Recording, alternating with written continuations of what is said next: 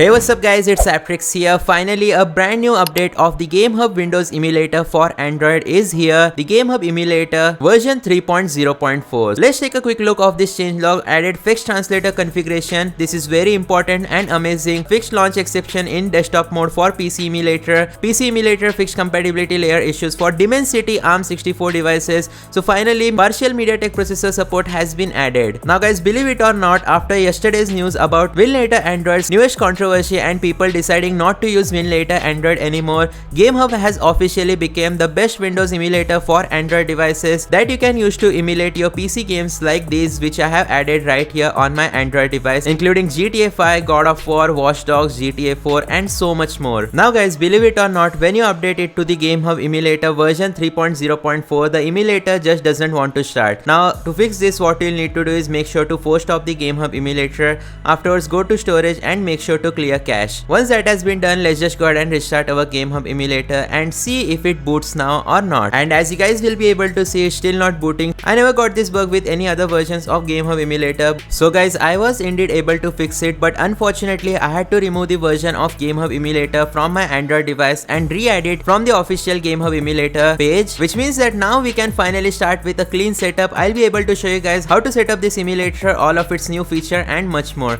So we'll just go ahead and tap on menu. Afterwards, go to game. Afterwards, we'll just go to the PC game section and here tap on the plus button and add the PC game that we are going to try out today. So for today's video, we'll be trying out Naruto Ultimate Ninja Storm Connection. So let's tap on the confirm button and as you guys can see, the game has been successfully added. Now when you want to set up the Gamehub Emulator for the first time, it will automatically add all the important stuff such as the firmware, Wine version, graphics driver according to your Android device, DXVK wrappers as well as Box64 and much more. Once everything has been successfully added, we can literally go back and this update of Gamehub Emulator finally adds MediaTek Dimensity support, which is the most surprising part. So I'll be testing out Gamehub Emulator on my low-end Mali GPU Android device in my next video. So make sure to hit that like button, subscribe, turn on all notification. With that being said, let's see how much has the performance of this emulator improved. We'll go to game settings first and apply the best settings. Screen resolution, we'll set it to 800 by 600. In terms of compatibility, in translation parameters, make sure to double tap on performance.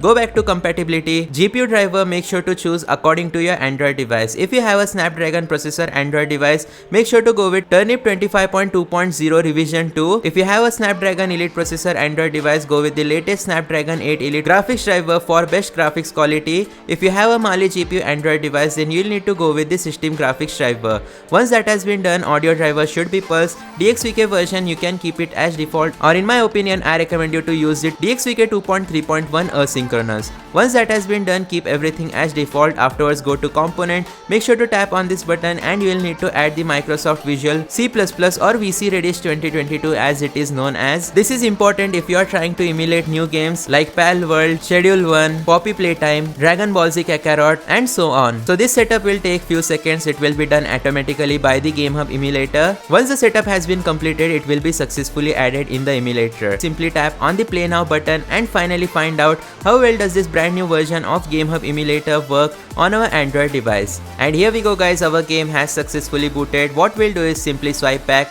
Afterwards, go to the second option, make sure to scroll down and set the HUD position of performance overlay to top left. Once that has been done, we'll just go to settings and make sure to enable full screen by tapping this button. Go to the first option and make sure to enable the on-screen input mapping touch controls. And here we go, we are about to play Naruto Ultimate Ninja Storm Connections, a really amazing PC game on our Android device. At the top left corner, you will be able to see the FPS that we are getting. Nonetheless, we'll just go ahead and press the A button. There are graphical issues because the device which I am using has a Snapdragon 8 Elite processor and Snapdragon 8 Elite does not have official Turnip graphics driver, and that's why you will face graphical issues if you are trying to emulate PC games as this processor is unsupported. Nonetheless, we'll just go ahead and tap on the A button and skip the cutscene. Here we go, Naruto Ultimate Ninja Storm Connections. And now that our game has started, let's quickly go to the free battle option and start a free battle. So let's choose VS battle and start a battle between Naruto and Sasuke. Right here is the character selection screen and we can choose between all versions of Naruto and so many more characters. So here I'll just go ahead and select Sasuke Uchiha and let's go with a quick battle. In my opinion, I do believe that there will be a lot of graphical issues, and at the top left corner you will be able to see